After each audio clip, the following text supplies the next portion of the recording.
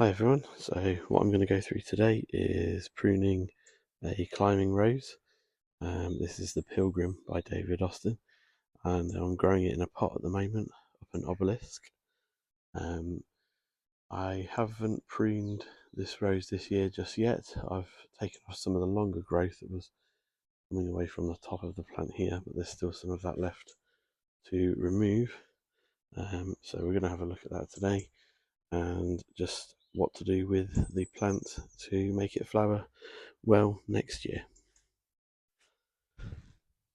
So what I'll be using for this is a pair of secateurs and some flexi tie as well. This is like a wire covered with a rubber coating, so it's really flexible, it's easy to use, and it doesn't damage the plant when you're tying the plant into the structure. So what we're wanting to do is to remove any of the dead growth. So there's a few little bits and pieces there that will need to come out, and further into the plant, just there. Oops, just there. There's a dead stem. There's some more of that growth to remove. So that's the same as like a shrub rose, really. You're removing any damaged, diseased, or dead wood.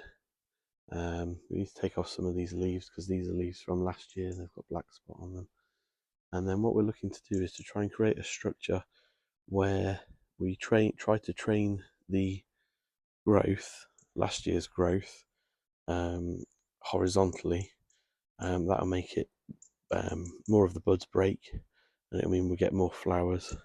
So you can see just down here where I've trained this one in, along here, to come down this way. The buds are breaking. There's one breaking there, another one breaking there, and further up I have trained this one to come around in a loop along the top here, and you can see two buds have actually broken from one point there, if the camera will focus.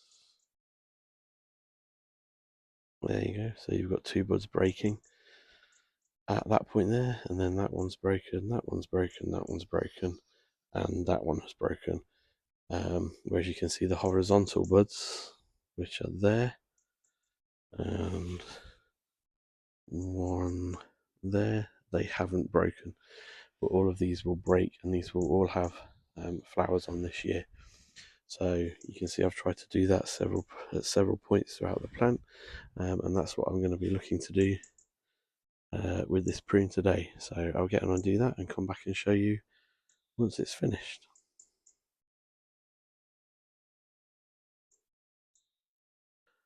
So that's the plant now after pruning. You can see we've just taken all of the main growth back to the main structure. We've removed any weaker stems, anything dead, diseased or damaged, and hopefully the plant will be in good shape now for next year and will flower nice and strongly. That's the growth we've taken off there. There's not an over amount that's come off the plant, but it has thinned it out and let a lot of light and air into the plant. As I say, we've removed a lot of the more spindly growth, which won't support flowers. I don't find that's as important with the climbers, to be honest, but I do it anyway. But because you're tying the plant into the structure, generally you don't need to worry so much about that with the climbers. I've probably removed a little bit more from the top than the bottom, just to try and encourage some of this bottom growth to flower, so that we've got a more even spread of flowers over the plant. You can see inside the structure there, and plenty of light and air can get through to the canes, so hopefully help with the disease issues. You can see I've removed the older leaves as well that were on the plant. They did have a little bit of black spot, but it's good to take those off as well whilst you're doing the prune.